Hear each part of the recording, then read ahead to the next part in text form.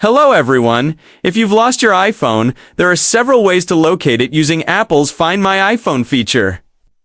I'll walk you through the main methods you can try. First, use Find My iPhone to track your device in real time. You can open the Find My app on another Apple device or visit iCloud.com and sign in with your Apple ID. Then select your missing iPhone from the list of devices to see its current location on the map.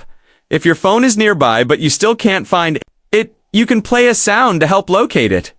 Just go to Find My or iCloud.com, select your iPhone, and tap the Play Sound button. Your iPhone will emit a loud alert even if it's on silent. If you think your phone might be stolen or you want to secure it, activate Lost Mode. This locks your device and displays a custom message with your contact number on the lock screen. To do this, open Find My or iCloud.com, select your iPhone, and choose Mark as Lost. Follow the instructions to set up your message. Finally, if the battery is low or the phone is offline, you can still view its last known location. Open Find My or visit iCloud.com, select your iPhone, and check the location history on the map. These methods make it easier to find a lost iPhone or keep your data safe. If you found this video useful, please like and subscribe for more helpful tech tips. Thanks for watching.